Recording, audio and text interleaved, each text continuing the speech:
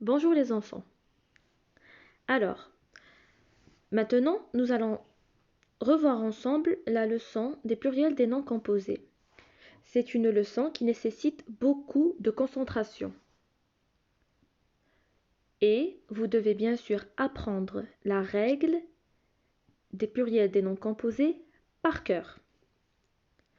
Vous devez aussi faire beaucoup d'exercices pour ne pas vous tromper. Maintenant, vous avez l'habitude. Nos leçons se compose de 3 parties. J'observe, je comprends, je retiens, je m'exerce. Alors, vous allez observer ce tableau. Ce tableau est composé de 2 colonnes, singulier et pluriel.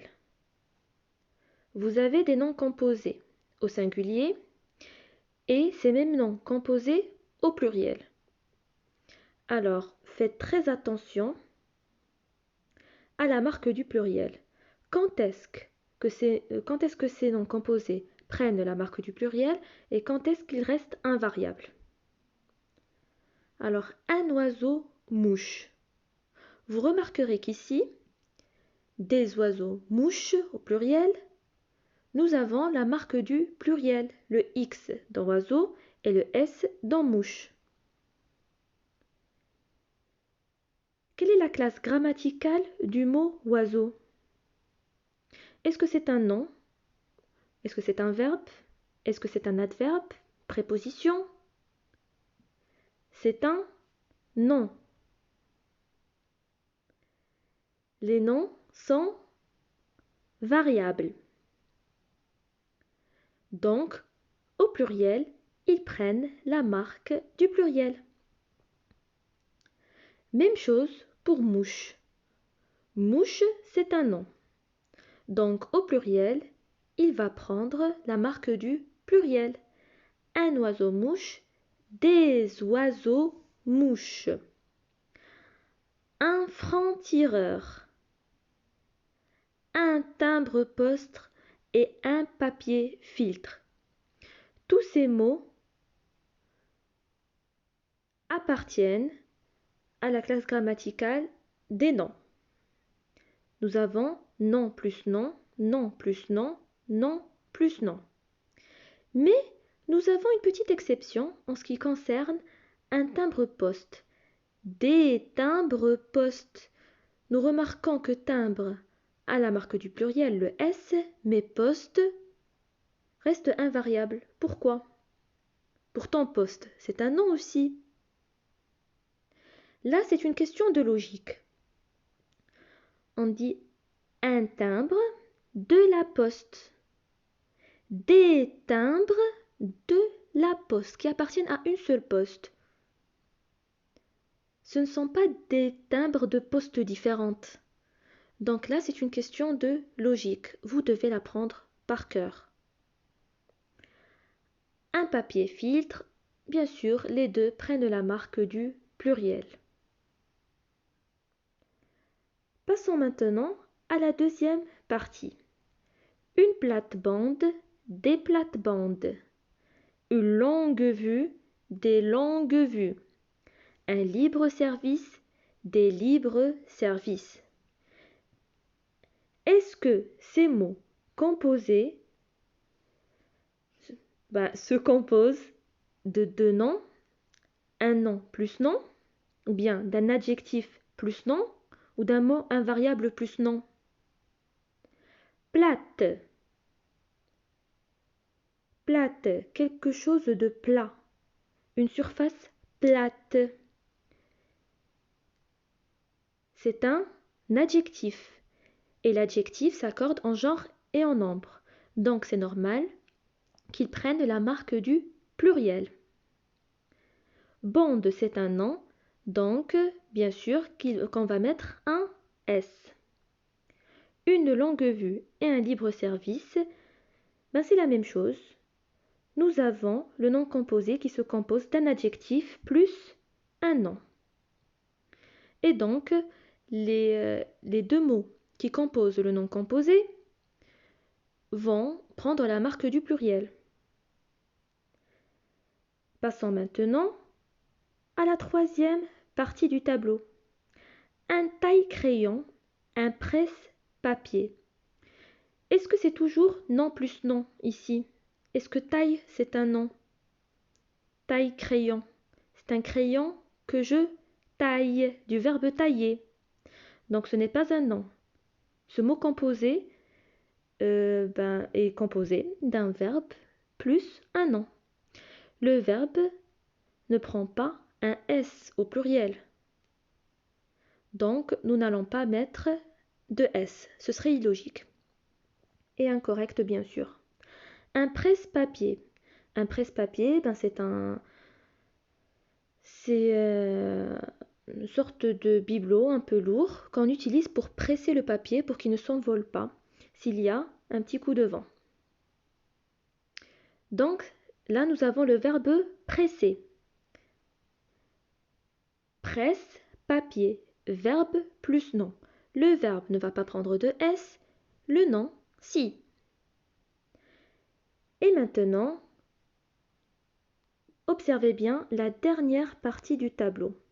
Un avant-projet, un tout petit, un arrière-goût, une arrière-boutique, un sous-sol et un sous-multiple. Dans la colonne du pluriel, vous remarquerez que la première partie du nom composé ne prend pas de S. Avant, tout, arrière, arrière, sous, sous. Le point commun, c'est que tous ces mots sont des mots invariables. Par contre, projet, c'est un nom, petit, c'est un adjectif, goût, c'est un nom, boutique, c'est un nom, seul, c'est un nom, donc ce sont des mots variables.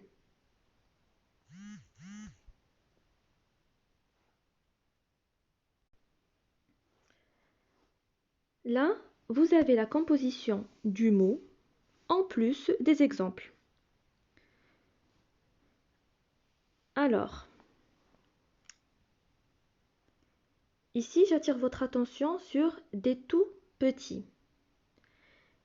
Des tout petits. Alors, petit, c'est un adjectif, oui, tout le monde le sait. Mais quand on parle d'un petit, on le considère comme étant un nom commun. Un petit, on sait très bien qu'on parle d'un garçon. Un petit, une petite, on l'utilise à la place de dire une fillette. Donc voilà pourquoi sur ce tableau, vous allez trouver que petit, c'est un nom. Vous devez apprendre ce tableau par cœur. En ce qui concerne la dernière partie, mot invariable plus nom, nous allons la voir plus en détail dans les diapos qui suivent.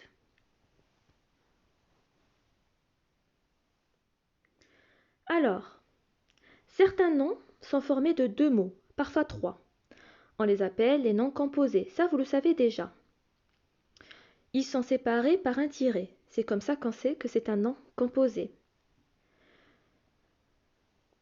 Seuls les noms et les adjectifs prennent la marque du pluriel parce que ce sont des mots variables. Lorsque le nom composé est formé avec un verbe ou un mot invariable, ce dernier, bien sûr, ne prend pas de marque du pluriel. Mais lorsque le nom est formé de deux noms unis par une préposition, comme arc-en-ciel, en c'est une préposition, seul un des noms prend la marque du pluriel et c'est le premier.